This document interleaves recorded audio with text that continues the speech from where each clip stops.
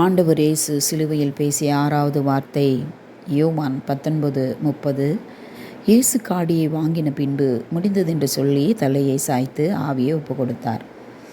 இதை சாதாரணமாக முடிந்தது என்று சொல்லி நாம் வாசித்துவிட்டு போவதல்ல. இந்த வார்த்தையை ஆண்டவர் சத்தமாக, மகா சத்தமாக சொன்னாராம். ஆமாம், இந்த உலகத்தில் யார் ஒருத்தருமே கொடுக்கப்பட்ட வேலையை சரியாக செய்து முடித்து விட்டால் அல்லது ஜெயித்து விட்டால் ஆர்ப்பரிப்போடு சந்தோஷத்தோடு தானே சத்தமாகத்தானே சொல்லுவார்கள். அதுபோல் ஆண்டவர் இந்த உலகத்தில் அவரை குறித்து என்னவெல்லாம் வேதத்தில் தீர்க்க தரிசனங்கள் உரைக்கப்பட்டதோ அத்தனையையும் அவர் செய்து முடித்தார். ஆகவே அவர் அங்கே ஆர்ப்பரிப்பின் சத்தமாக, அவர் வெற்றி துனி என்கிற விதத்தில் அவர் அங்கே முடிந்தது என்று சொல்லி மகா சத்தமாய் சொன்னாராம். நமக்காக அவர் எதையெல்லாம் செய்து முடித்தார்? ஒன்று, பாடுகளை பற்றிய தம்மை குறித்த வசனங்கள், தீர்க்க தரிசனங்கள் யாவும் நிறைவேறியது. இதற்கான வசனங்களை நான் சில வசனங்களை உங்களுக்கு கமெண்ட் பாக்ஸில் போடுகிறேன். நீங்கள் படித்து தியானித்து ஆசீர்வாதம் பெறுங்கள். இரண்டாவது, சாத்தான் தோல்வி அடைந்தான். சாத்தானை அவர் ஜெயிச்சிட்டார். நீங்கள் ஆதியாகம புஸ்தகம் 1ஆம் அதிகாரத்தில் 3ஆம் அதிகாரத்தில் நீங்கள் வாசித்து பார்த்தீங்கன்னா தெரியும். அங்கே சொல்லப்பட்டு இருக்கிறது, ஆதியாகமம் 3:15, ஸ்ரீயின் வித்து உன் தலையை நசுக்கும்.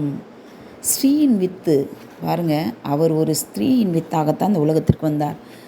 ஒரு மனிதனால் அவர் பிறக்கவில்லை, ஒரு கண்ணியின் வயிற்றில் அவர் பிறந்தார். ஆகவே அவர்தான் அந்த ஸ்திரீயின் வித்து. சாத்தானை பார்த்து அன்றைக்கு கர்த்தர் சொன்ன வார்த்தை, தேவன் அதை செய்து முடித்தார், ஆண்டவர் முடித்தார். பிதாவிடம் நேரடியாக செல்லும் பாக்கியம் பாருங்க. பிதாவிடத்தில் நம்ம நேரடியாக செல்ல, எந்த மனிதனும் நேரடியாக பிதாவை தொழுது கொள்ள முடியாது, கிட்டி சேர முடியாது. ஆனால் தம்முடைய மரணத்தினாலே ஆண்டவர் நம்முடைய பாவங்களை சுமந்ததினாலே கிருபாசனத்தண்டையில் கிட்டி இயேசுவின் நாமத்தினாலே அவரை நோக்கி பார்க்கும் பாக்கியத்தை, அவரிடத்தில் நாம் ஜெபிக்கும் பாக்கியத்தை ஆண்டவர் இயேசு நமக்கு செய்து கொடுத்தார். ஆகவே பிதாவிடம் நேரடியாக செல்லும் பாக்கியம் நமக்கு கிடைத்தது. அடுத்தது,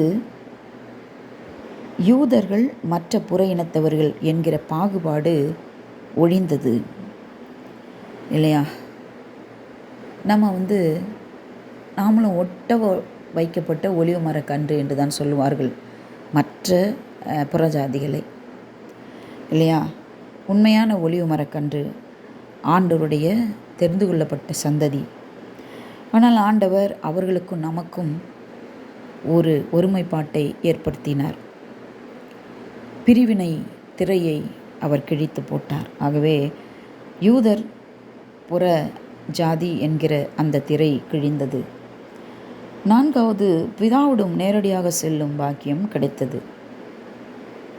அதை ஏற்கனவே சொல்லிவிட்டேன். இப்பொழுது ஐந்தாவது, மரணத்தின் ஆட்சி முடிவுக்கு வந்துவிட்டது. ஆதியாகமத்தில் நாம் பார்ப்போம், பாவம் செய்கிற ஆத்மா சாகும் என்பதை.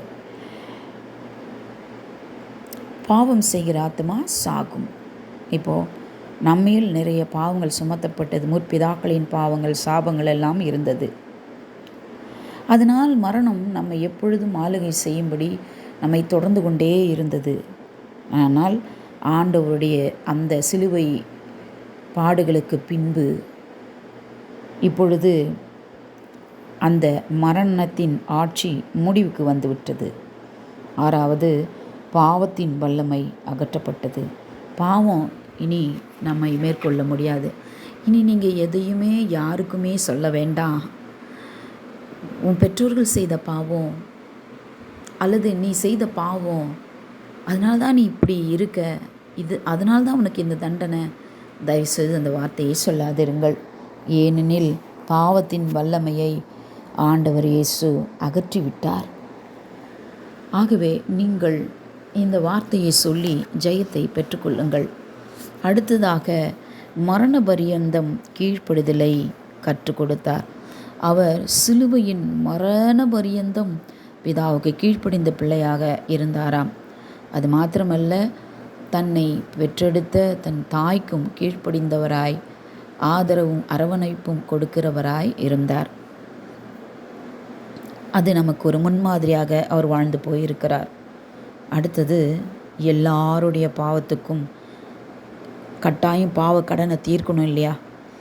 அந்த கிரயத்தை தம்முடைய மரணத்தினாலே அவர் கொடுத்து விட்டார். இனி பாவத்துக்கென்று எந்த பரிகாரங்களும் நாம் செய்ய வேண்டிய தேவையில்லை. பிரியமானவர்களே, இதை மனதில் கொள்ளுங்கள். நம்முடைய பாவங்களுக்காக எந்த பரிகாரம் நாம் இதை செய்தா அதை செய்தா பாவம் போயிடும், கிடையவே கிடையாது. நம்முடைய பாவத்தை எல்லாம் ஆண்டவராகிய இயேசு 2000 ஆண்டுகளுக்கு முன்பாகவே அவர் பாவக்கடனை தீர்த்து விட்டார். நீங்கள் சொல்லுங்கள், நான் பாவத்துக்கு பரிகாரம் செய்ய வேண்டிய அவசியம் எனக்கு இல்லை, எங்களுக்கு இல்லை என்று தைரியமாக நீங்கள் அறிக்கையிடுங்கள், சொல்லுங்கள், ஜெயத்தை பெற்றுக்கொள்ளுங்கள். எல்லா பாவங்களுக்கும் அவர் நம்மை நீங்களாக்கி நமக்கு ஒரு பெரிய ரட்சிப்பை கொடுத்திருக்கிறார். என்ன ரட்சிப்பு? ரட்சிப்பு என்றால் காப்பாற்றுதல். நாம் இந்த பாவத்தோடு வாழ்ந்திருந்தோமானா நம்ம எங்கே போயிருப்போம் தெரியுமா? இயேசு மாத்திரம் வரவில்லைன்னு சொன்னால் நாம் எங்கே போயிருப்போம்? நரக பாதாளத்திலே போய் அழுது புலம்பி கதறி துடித்து கொண்டிருப்போம். நாம் மாத்திரமல்ல, நம்முடைய பிள்ளைகளும் அங்கே மடிவார்கள். ஆனால் ஆண்டவர் நம்மை ரட்சித்து விட்டார். நீதிமானின் வீட்டில் ரட்சிப்பின் கம்பீர சத்தம் உண்டாயிருக்கிறது. ஆகவே பிரியமானவர்களே, இவ்வளவு காரியங்களை அவர் செய்து முடித்திருக்கிறார். இனி பூமியிலே நாம் நம்முடைய ரட்சிப்பிற்காக அல்லது நம்முடைய பாவங்களுக்காக நாம் எதையுமே செலுத்த வேண்டிய அவசியம் இல்லை. முடிந்தது, எல்லாம் முடித்து விட்டார் அவர். ஆகவே இதில் ஒரு ஆவியின் ரகசியம் சுருக்கமாக சொல்லுகிறேன். மீட்பின் திட்டத்தை செய்து முடித்தார். இயேசுவின் தேவன் கொடுத்த ஊழியத்தை செய்து முடித்தார். முழு கிரயத்தையும் கொடுத்தார். நியாயப்பிரமாணம் முழுவதையும் நிறைவேற்றி விட்டார்.